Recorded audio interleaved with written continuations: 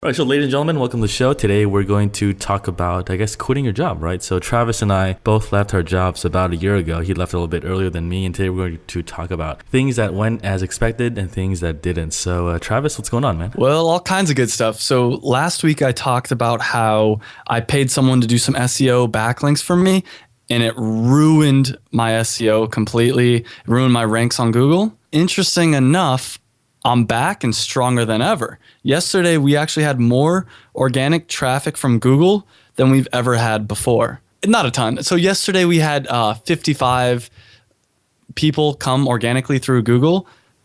But to put that in perspective, through Google, we have about a 4% conversion rate, and our average order throughout the year is about $70. So if you do the math, I think it's around so it's around from that Google traffic's $140 in revenue. So 50 people's good to us through organic traffic. But you're not going to put more money into SEO again. No, I'd put more time into it. Like I said, I've done the blog before to get links, and I have some other ideas that I'm playing around with to get the white hat links, but I'm definitely not going to spend money on SEO anytime soon, at least. Yeah, so me, I guess I've just been looking into some forum software. I guess ever since we changed the format, we've been getting these emails where people have been asking if they can join the mastermind again. And basically what happened was that in the 3 groups I was running, we didn't have a forum to talk. And it was basically just a Gmail. I'm sure because you were in one of the groups. It was a long Gmail chain of 6 people. And then I became the bottleneck to arrange things, and it became stressful. I was like, all right, I got to figure out something else that's more scalable. Kind of maybe with the forum, people can self-organize and leave me out of the picture, or just kind of talk. There's more conversations going on. It's more scalable too. So basically, I've been looking at some forum software. I think I'm gonna go with Zen4. I'm not really sure yet, but it's kind of a whole complicated world that I'm trying to figure out too. So it's really awesome. When do you think you'll be able to roll that out? I'm hoping mid-October-ish, I think. So apparently there's different hosting plans you got to do for forums, and you can customize the backend. You got to figure out the logins, all this stuff. It's actually a lot more complicated than I thought it would be. Because I guess when you go to Shopify, BigCommerce, you just start an account and you're good to go, right? But it's actually a lot more complicated too. So yeah, so I guess the idea is that once people are in those calls, that'll be a place for us to kind of hang out, bring up topics, questions that otherwise would be in a Gmail that you could just post there and then other people can reply to. So I think there's more value in that than just doing calls based off of Google Hangout. So yeah, I really like that. Yeah, that's a really good idea. Yeah, exactly. So I'm going I know we're part of 2 other forums that are kind of e-commerce based, but I want this to kind of be more like a social / business, kind of you're hanging out with people having a drink instead of a really kind of tight niche, super all business type of thing. Because I think that's the social aspect that's missing with a lot of people who run their own businesses, especially say you're living in Valencia, you don't really have anyone to hang out with, and what are you going to do, right? So kind of have a social aspect of the forum, things like that too. And then maybe we can do a monthly Q&A, things like that. That's really cool. I'm excited. You'll have to let me know the exact date. I'm sure you will. Yeah. Definitely excited about that. All right, cool. And so I guess let's just get into it then. So today we're going to talk about are you ready to quit your job? And I guess kind of since for us it's been a 1-year anniversary, things that did go as planned and things that didn't. So why don't you go first, man? What went as planned when you quit your job, since it's been a 1.5 years for you? All right, when I quit my job, what went as planned was just about nothing. Basically, right after I quit my job, I was in Chicago at the time. I ended up moving. I quit February. Actually, right on Valentine's Day was my last day. Yeah, funny enough, come March 1st, I ended up moving down to Miami. Well, I thought it would be, how do I explain it? Maybe a lot easier, not to get too deep and serious, but I was pretty depressed before I quit my job. As I'm sure a lot of people, you kind of got to get to that place of just I hate my life. I felt like I used all my intelligence to do as little as possible, which when you're getting paid hourly, why wouldn't you do that? I felt like a tiger just locked in a cage. I felt like I had all this energy, but I'm just sitting there staring all the time. That kind of carried over. And then I moved to Miami, which was cool. But to be honest, it was tough when you have no job and no school to go to. It's really hard to make new friends in a brand new city, especially when at the same time, for me personally, I was extremely stressed out in this idea of I need to create a business. So you moved to Miami just to take some time off from the job, or? No, I moved because I needed to get away from Chicago. I'm from California, and the winters there killed me. Yeah, that's what I did too. When I left, the week after I moved to Bali for a month. Because I think there's one thing where when you leave and if you stay in the same place, it reminds you of the old life you live, and you really just need to burn that and go somewhere new. was kind of what went through my mind. I wish I would have moved earlier than I did, but I mean, I moved like 2 weeks after I quit, but I just needed to get away from there. Yeah. So did you have the business idea for Bel Air before you left, or did this come after? It was before. I was working on it slowly, and my big thing was as soon as I quit, I felt like I needed to work all the time, but I didn't have, how do I explain it? I had all this energy, but I didn't know where to put it because I've never created an online business before. So like I'd really try hard to do something, and then I'm like, well, I don't know if this is the right thing to do. Maybe I should do this, or maybe I should do that. And I was kind of in a state of analysis paralysis. Yeah, there's a saying they say you can't steer a parked car, right? Basically, and that was like what I was stuck into. It's like, well, you want to do something, but what do you do? And then I guess especially when you like start out, things move so freaking slow. And I guess when you leave your job, you think, oh yeah, I'll just figure this out in like 3 months. Yeah. And I'll like replace. And I had a repetitive thought during this time. I think I kind of did it wrong. I should have really, what I probably should have done at that point is either move back home or move somewhere where I knew a lot of people and had a lot of friends, rather than cutting all ties and moving somewhere completely where I didn't know anybody. And especially Miami's pretty well known for not having the best quality of people. It's not the easiest to make new friends. If I were to do it over again, one of the things I would have done is probably come back home or go on a vacation for a little bit and kind of get my head straight. But it was definitely that idea of, what do I do next? What do I do next constantly? Yeah, I think the other thing that's important too, I think, is just to like, when you leave the office space, you got to like decompress and kind of like rewire your brain, I guess, because you've been doing this for years, and there's a certain mindset of how you think about things, and like it takes time to unlearn that and like to distance yourself from that identity too, whenever you leave. So I guess let me ask you this other question. So you didn't start the business yet when you quit. Did you have money saved up, or because for my situation, I had probably like 5 figures saved up just in case I didn't make it. And was that the same case for you? Or I had a lot of money saved up because I had a really good job, and I've always been extremely frugal with money. I mean, I was making, putting like benefits and everything, close to $80,000, which for a 23-year-old that's single, and I actually spent 2 months living on my friend's couch for free because it's a long story, but basically I was never home. So I didn't pay rent for 2 months, and I was just like, yeah, let me just stay in your house. It'll only be a couple weekends. And the company kind of paid for, I did like couch surfing and stuff. And I still kind of had that college mindset. So that's part of the reason I finally quit is I'm like, look, I have all this money, but what am I doing with it? Like that's where it kind of got to this thing of, what's the point of making money? What's the point of this corporate job? Sure, there's this little number that's going up in my bank account that I can see if I go to this website, but there's no satisfaction. I'm not doing anything. I'm not creating anything. So I guess if someone wants to leave, how much would you recommend they save? Like for my head, I would recommend a year, preferably, if not more. I don't know, is that something you would agree to, or how would you advise? I'd say a year. I'll be honest, I probably had 3 years worth of like whatever, what do they call it? Runway, yeah. 3 years worth of runway. Yeah. So that's 3 years living in Chicago, or say like, because you can get your money further depending where you live, right? That probably would have been Chicago, but I'm also, that's not necessarily going out to eat every night or anything like that. So it's like baselining in Chicago, but say Southeast Asia, you'd have a pretty nice life, I guess. Yeah, probably. Yeah, like here you can live for about $1,200 a month, pretty nice. If you don't go out to eat that much, like you can have like a maid, a house, food taken care of, all that stuff. And I guess it's kind of harder to live in a first class city, but I understand not everyone can move to Southeast Asia. So if you're running a business on the side, I guess if it can make at least half of what you're making now, I think that's a good position too. Like say it replaces half your salary and you have a years of runway, like you can comfortably leave anytime. I don't know the exact numbers, but I know that I took too long. I wish I would have done it earlier. There's a difference thing between like, oh yeah, I'm only there for the money because if I don't have this money, I'm not going to eat, or I'm only there for this money so I can go buy drinks at the bar. Yes. Well, there's the other thing too, where it goes to the identity and script you've been told. Like say, grow up, go to school, get 4.0 GPA, get honors, and then go to this bank and then make X amount, right? But if you question that, you basically are questioning what you've done your whole life. And I think that's the brutal truth that most people don't want to face, that, hey, I actually wasted, my youth getting this degree that I'm not happy with now. And, you're better off just getting drunk and covering that up, I guess. Yeah, I agree. I think I'm very happy. I know a lot of people in the entrepreneur scene wish they didn't go to college because it was a waste of 4 years. I loved that experience. It taught me a lot, both socially and everything. But I will say, as soon as I got into the real world, opinions of people around me started to fall apart in the sense of their logic started to fall apart.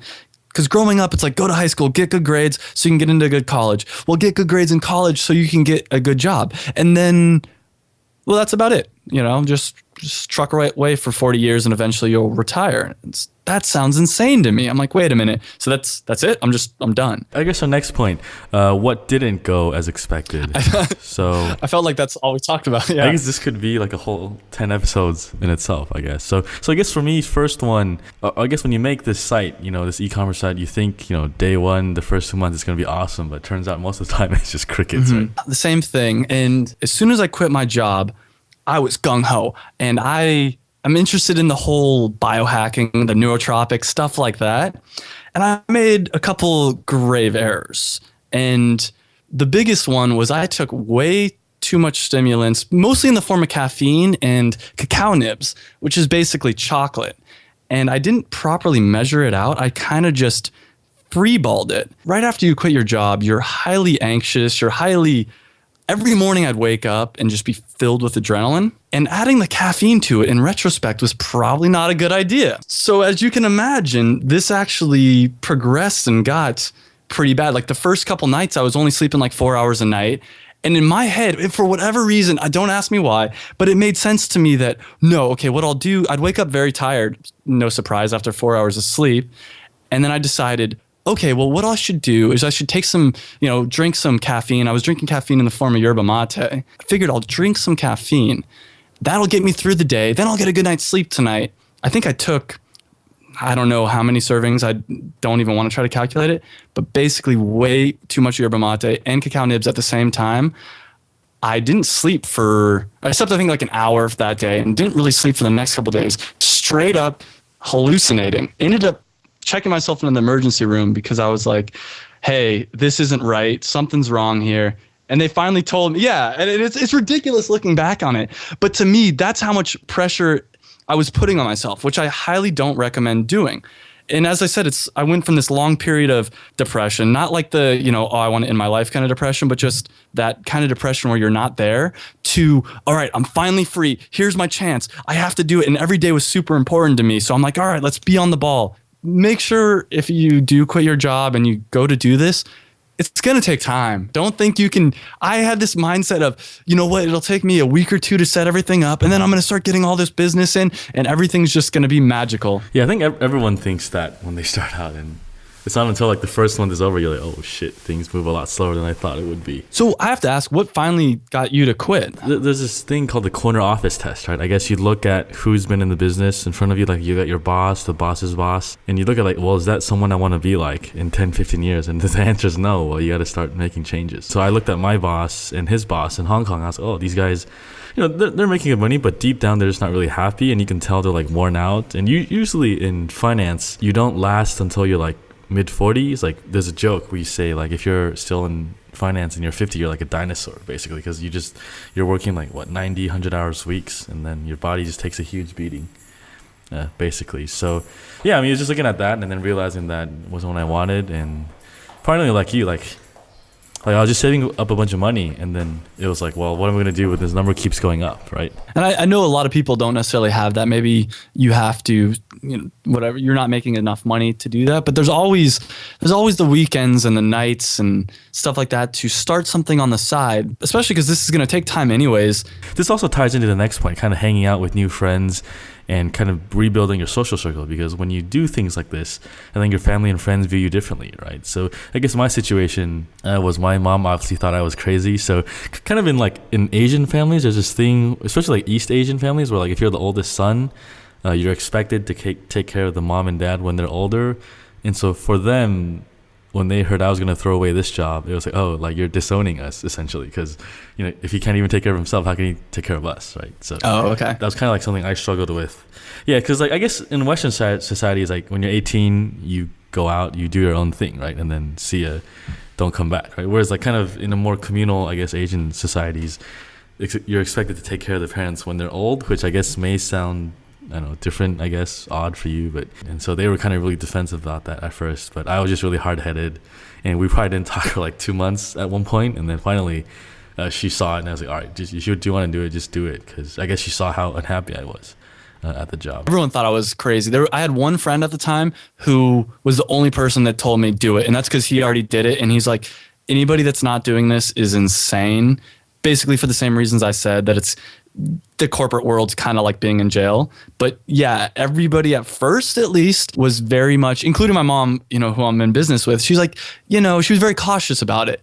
Mom, if you're listening, I love you. And now, of course, she's like, okay, that was a great decision. And before I quit, she did, like actually the day before I finally quit, she called me and she's like, look, I was up all night and I do think you should quit. And I'm like, I already did. Don't worry about it. But she's been making dancewear forever, right? So I guess even she was hesitant about it? Or? Yeah, because she was making it custom for local people. It's much different. What we do now is, obviously there's a lot of overlap, but it's a completely different model than what she was doing before.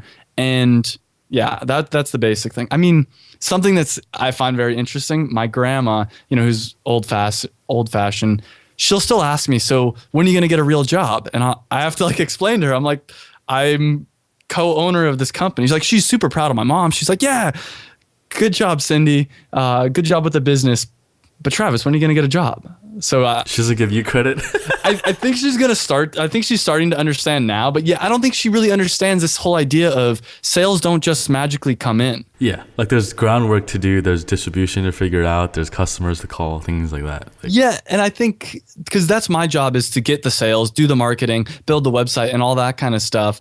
And I think people that have never done it think it's just throw up a website and people will come knocking at your door. And it obviously doesn't work that way. Yeah, and the other thing too, when I hear get a job now, is you realize 1,000 years ago, there was no such thing as a freaking job. You were either a peasant, a farmer, or a rich guy that owned property, right? And a job really only existed 200 years ago with industrial age, with factories, things like that. And now it's kind of going away with the internet. It's still there, but you can see it eroding, right? You no longer need that many people to do something. You can have an app, you can automate it, you can outsource things. And when people say, oh, get a job, it's this paradigm of a job is changing, and it's no longer defined as what it is just because you grew up with it. And I think it's really hard for people to kind of process that unless you unplug from the matrix. Yeah. And something else that's kind of parallel with that is my generation, it's more acceptable to just kind of travel, backpack through Europe.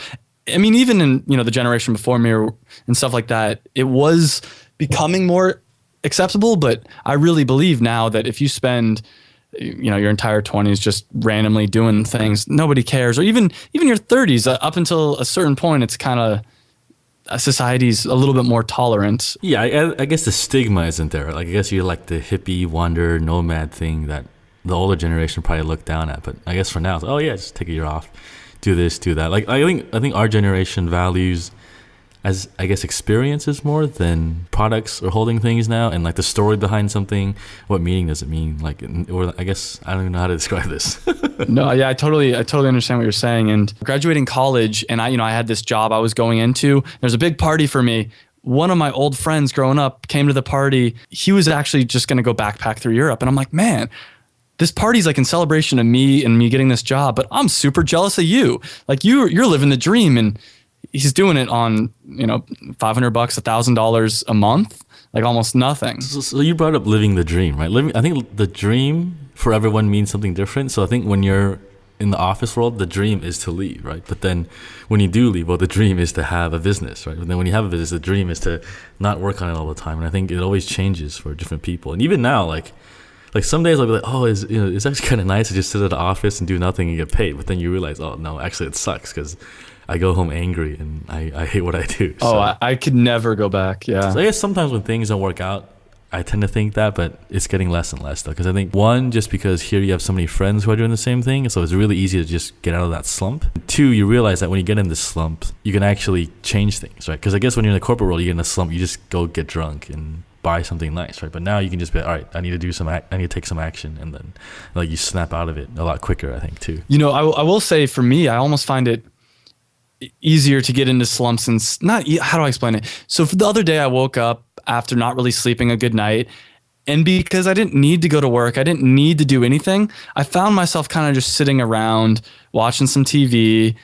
And if you didn't get enough sleep the night before, the best thing to do is go out, do something productive. That way you'll get a good night's sleep that night. Where if you're tired and you're laying around, feeds into this like tiredness. And that's something that I kind of miss, is having responsibilities.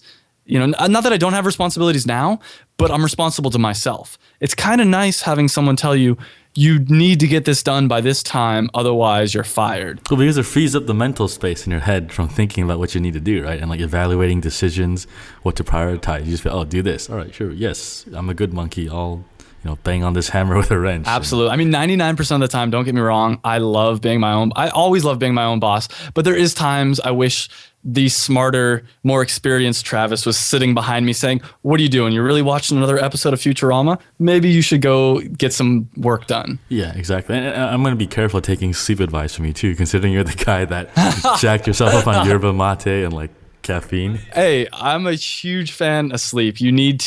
Now I've got my whole routine at night to make sure I get a good night's sleep, and I've hacked my sleep down. Yeah, exactly. All right, so let's move on to the next topic. So let's talk about what friends thought about you. So you were saying, I guess, what did your friends say to you when you started? Because my friends, I didn't really get much feedback from my friends, because by that time I had already started moving into different social circles, in the sense that I started hanging out with more entrepreneurs. I joined the DC Dynamite Circle early on, and I was just in there all day talking to people. And so for me, it wasn't until a couple months ago when friends started to see what I do that they're like, oh, hey, it's cool that you're doing this, and you're living the dream. But what was it like for you starting out? I think most of the friends I had at the time were like more drinking buddies, and they didn't really care what I did with my life. I had one friend in particular that was at the same job as me, and when I told him that, his response was like, that sounds like a good idea for you, because when I'd talk about quitting my job, I'd get super jazzed up. When I talked about building an online business and all that kind of stuff, I would get very passionate. And you could tell at first he was kind of like, no, that's a bad idea, because he felt like it was a bad idea for him. But as I talked about it, he's like, you need to do this. So did you spend energy trying to convince friends to quit their jobs? Because I did that for a while, and then I realized it's just a huge waste of energy and time. Yeah, don't do that. I wanted to tell everyone. I wanted to go to the mountaintops and shout it out, quit your job. But because I think there's this thing where you want to be like, oh my God, I see this path to happiness or whatever. And like, it's my duty as a friend to get you on this path too. But then you realize, well, I can show you the door, but you have to walk through it yourself. It has to be what they want to do. And that's a hard realization to come to, because it does. It seems like you finally like seen behind the matrix, and you're like, oh no, I get it, guys. Like, you need to quit. This is the answer, but it's not the case for everybody. Yeah, it's like, in the scene where he bends the spoon, it's like, yeah, here's how you bend the spoon. But, and you give it to the guy, he's like, well, it's just a spoon. I'm going to work it back in the conversation, but I'm very curious what your like goals are and all that kind of stuff. So long-term goals, what you want out of life and work and everything. I'm curious, because we've been kind of alluding to that. I was going to bring it up in the last topic, but yeah, I think it's kind of hard to say. I think financially, I want to be doing 5,000 net myself, paying myself that much. I think that's like a good number to kind of live anywhere you want. Like, I want the freedom to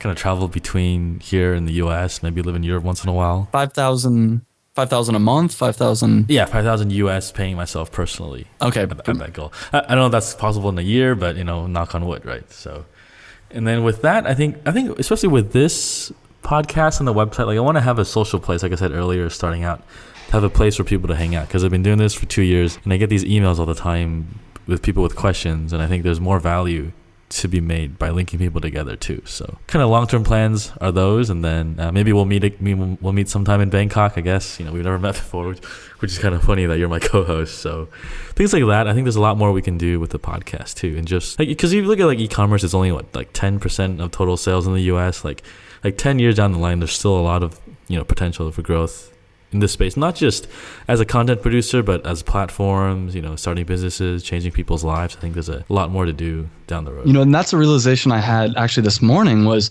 this is the best time there may ever be to get into e-commerce, because even though it seems saturated, it's really not. Like, I know for my niche, there's a couple big people that are doing it decently, but most of the other people, there's a lot of stores out there, but most of them suck. Like once you actually look at what they do for SEO, what they do for marketing, what they do for all this kind of stuff, they have no idea what's going on. Yeah, I think especially even like a photography angle, rich media, like good video, good design, good typography, like there's a huge edge you can do over most people too, just by having a better site, better conversions, like marketing channels, funnel optimizations, things like that. So it's so easy with the Shopify, the Volusion, all that kind of stuff. It's going to become easier, sure, but the easier it becomes, the more saturated it's going to become. I feel like anybody I know at this point could go in, start a Shopify or a Volusion store and figure it out. It seems intimidating at first, but it's not. yeah, have you heard of Andreessen Horowitz, that VC company? No. So Mark Andreessen was the guy that invented Netscape, and he has a VC company now. They invest in like Facebook, Twitter, all this stuff. They're like Sequoia Capital, and they had a podcast the other day where they talked about everything. And Mark was saying basically everything is cheap to start, but expensive to grow now, which is really true, right? Because anyone can start a store, but it's about putting the time, energy, and effort into growing that, doing the hard work. Yeah, I agree. And I will say, though, it's kind of like a positive feedback loop, though. I mean, you put a lot of work into it and you get your first sale and it's like, oh, I have all this more energy and let's put more work into it. And what I'm finding, and I didn't actually say this in the updates, but one of my updates was we just had a Facebook contest on our wall where we had people submit pictures of themselves wearing our dance wear. So they submitted it all to us, and then we posted it all. I think we posted it all on the 25th. And we said, okay, tell all your friends to like your photo. Whoever gets the most likes is going to win Dancer of the Month. We didn't offer a gift card. All we said is you're going to be Dancer. We didn't say anything. We just said you'll be Dancer of the Month. It's unbelievable how many likes these people got. And it's things like that. So it's like once you get a couple customers, not necessarily is it easy to grow it larger, but it makes it more fun. So basically, you got a bunch of girls to take pictures of themselves in dancewear and take selfies of themselves and email it to you, right? Yeah, I mean, they're mostly young girls, keep in mind, but like or their moms would do it. The moms would take pictures, or it'd be pictures of them performing kind of thing. Then they share it. And something actually that's interesting that I didn't know, like for instance, the top two people, the top person has 500 plus likes on their photo. Oh, I see this one. She's doing like a leg raise or something like that, and she has like 547 likes. I'm pretty sure she bought likes, which is almost more interesting. I'm actually like 99% sure she bought a bunch of those likes. If you look at the people who liked her, a lot of them don't have profile pictures.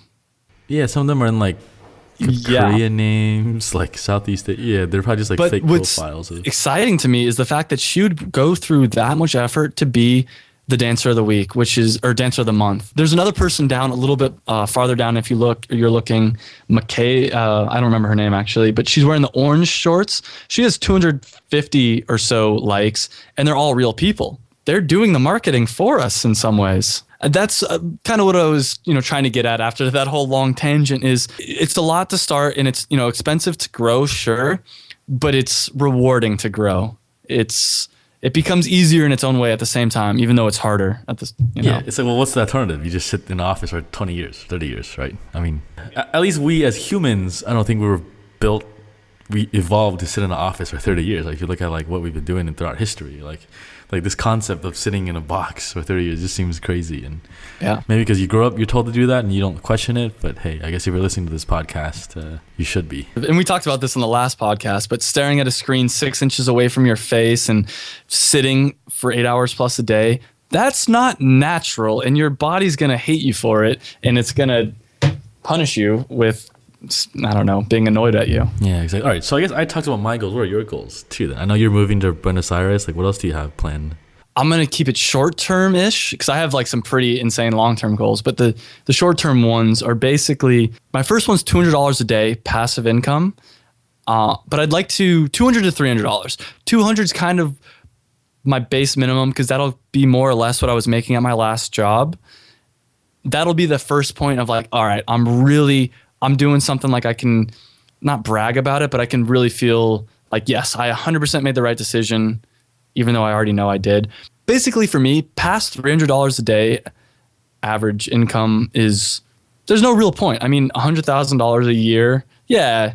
$100,000 a year is a single 20 something. It's like, what am I going to do with more? Well, I know what you would probably buy all this like testing equipment, like body hacking would. stuff, and like measuring your blood pulse I absolutely- with some monitor, some smart. That's totally what you would spend it on. That's why the $300. I mean, okay, so $100,000 a year. If you also have your time freedom, you can live better than a millionaire. I mean, sure, maybe you can't afford a Ferrari, but I mean, is that really high up on your list? Maybe it is, but Yeah, but in terms of like being able to travel wherever you want, kind of, have your whole day not limited by someone telling you what to do, like certainly. my goal is to be able to go out to dinner at any restaurant and not care. I'm not a big let's get a bottle kind of person, but I've always been the person that my friends are like, oh, let's get a bottle. I'm like, no, I'm not going to pay for it. I'll get one drink and I'll sit there, or I'll give you the equivalent amount in cash that I would pay at the bar and we'll call it even. I don't want to have to do that. If my friends are all like, yeah, we're going to go out to this really nice restaurant, I can be like, hell yeah, we're going to go. Well, I guess the important thing also is that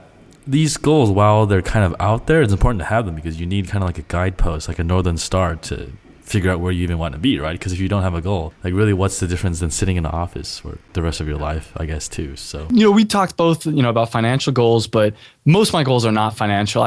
My real goals are obviously to be happy. That's a hard thing to really talk in depth about because what's happiness to me and what's happiness to someone else is obviously very different. But yeah. And I think financial goals just enable you to achieve bigger goals that really matter to you, right? It's just kind of like a bridge that lets you go here, not like the end game to actually be making X amount every month too. Because if you would do that, well, you just go be an iBanker or whatever, right? So, all right, cool. I guess we killed this topic. Anything else you got to add? no, I think that's about it. I mean, basically, it's just get out of jail. Don't spend your life in a cubicle. I mean, unless that's really what you like to do. If you really like sitting in a cubicle for 8 hours a day and staring at a screen, then hey, enjoy it. But Well, I think also that to their defense, if they like their job, like if you work at Apple and you like doing that stuff, I mean, more power to you too, right? So sure, no, you're right. There's absolutely. I'm obviously a little bit biased because I think everybody hates their job, but no, there's a lot of people that they really love what they do, and then yeah, more power to you. But then why are you listening to this show? Yeah, exactly. All right, so before we end, we have a Q&A section. We got some emails the past week, so a couple questions from Patty here. I gotta dig this up real quick. I guess so. She asked, what does penguin mean? I guess there was an episode where we talked about vernaculars, and I guess this kind of went over some people's heads. So penguin was a Google update they made to the algorithm. I forget when, 2012, 2013. So basically, every year they kind of make these changes that changes the search rankings, and penguin was just one of these. And they usually name it after animals. They've been called penguin, panda, hummingbird.